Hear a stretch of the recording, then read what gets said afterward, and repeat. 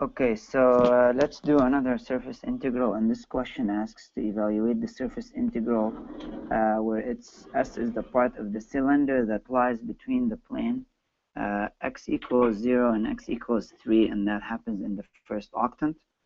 So let's go ahead and make a sketch on this just to show how it looks. So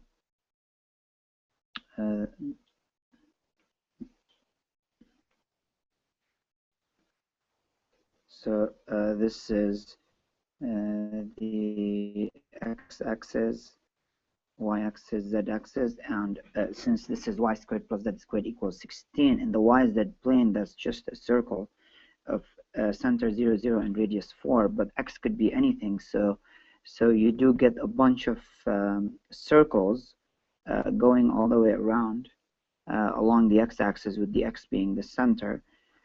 I do have videos on how to draw a cylinder, so if somebody needs help, they can just look there.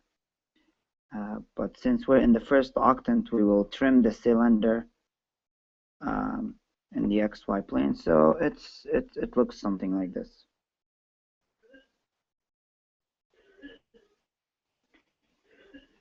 Okay, so that's our cylinder, and continue it here. So this is the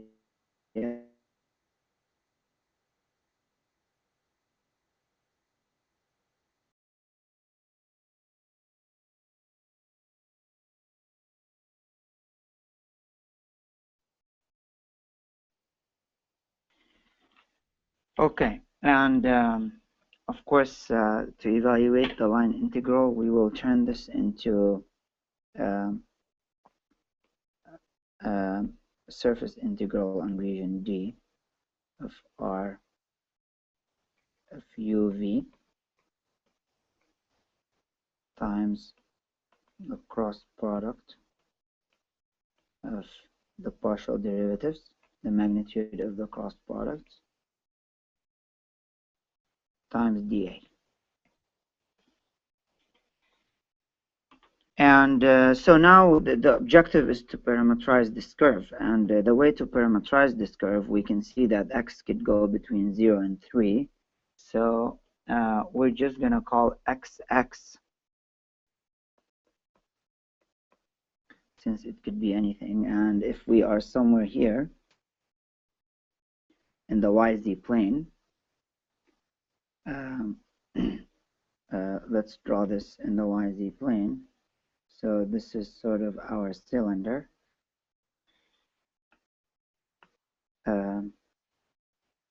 If this is angle theta, and this is the y, this will be r cosine theta for the y, and the z will be r sine theta. So we will parameterize our curves based on y and z being functions, both functions of theta. So we can say y is 4 because the radius is 4. It's 4 all around. So 4 cosine theta, and z is 4 sine theta. And so now our r of x theta is x comma 4 cosine theta comma 4 sine theta. So we have our function parameterized in terms of two variables, x and theta. And we can find the partial of x.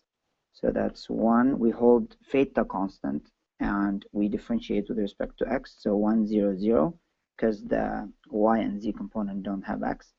And r theta is just,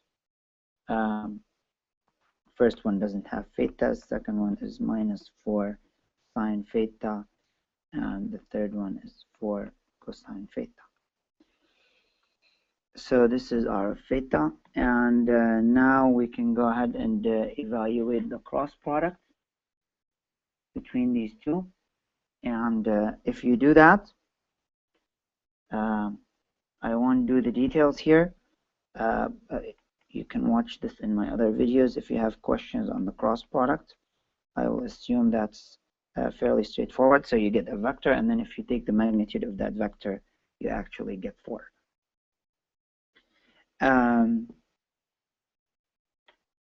Okay, and now we can plug everything back into the integral. So we would have our integral is z plus x squared y. So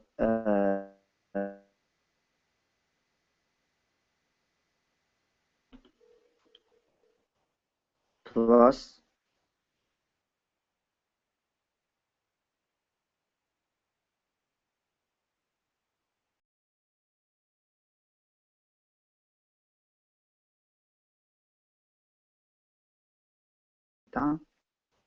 and this is my cross product, which is 4, and by dA. And the question now is what's dA? And my dA seems to be very straightforward. Since I'm in the first octant, theta has to go between 0 and pi over 2.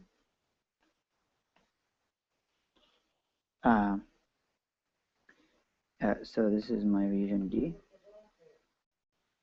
And my R has to go from 0 to 3.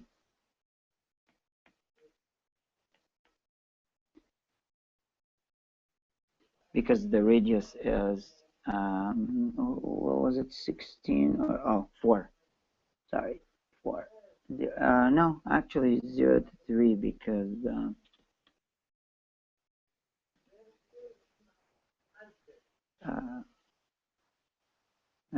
I meant x is between 0 and 3 because we're going between the two planes 0 and 3. So this becomes d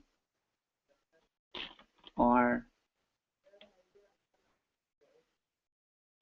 dx d theta from 0 to 3, and theta goes from 0 to pi over 2.